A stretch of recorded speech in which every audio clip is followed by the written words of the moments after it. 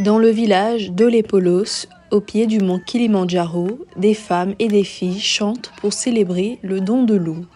L'eau est un droit fondamental garanti aux citoyens par la constitution kenyane, mais dans la pratique, l'accès à l'eau potable reste un défi majeur pour les communautés reculées.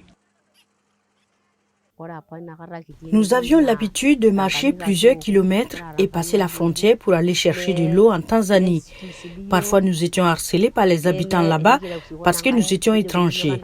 On nous disait de ramasser et de transporter de la bouse d'âne dans nos choucas.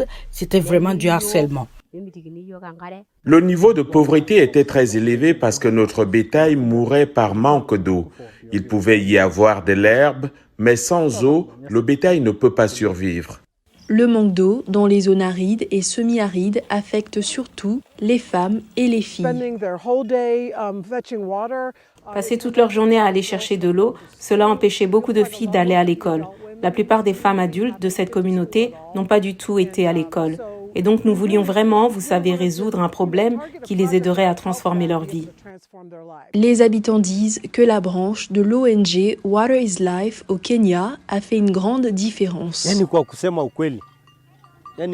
Pour être honnête, nos vies ont vraiment changé pour le mieux maintenant que nos enfants vont à l'école.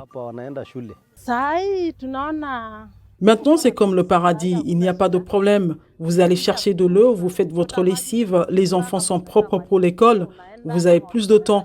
Nous sommes dans une bien meilleure situation et nous en sommes heureux. Avec 25 projets liés à l'eau achevés dans différents villages du comté de Kajiado et facilitant la vie de plus de 100 000 habitants, la cofondatrice de Water is Life Kenya, Joyce Tanyan, affirme que son travail a été très gratifiant. Cette barrière est supprimée, l'eau est là. Maintenant, les gens peuvent prospérer. Pour moi, c'est un rêve. Et vous savez, c'est la meilleure chose dans la vie, en fait. Voir ses fruits pousser, les gens se développer, c'est un miracle.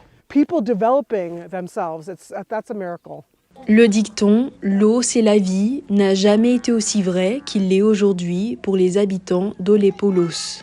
Alors que les femmes et les filles du village chantent pour célébrer, de nombreuses personnes dans d'autres régions arides et reculées du Kenya ont encore besoin d'eau.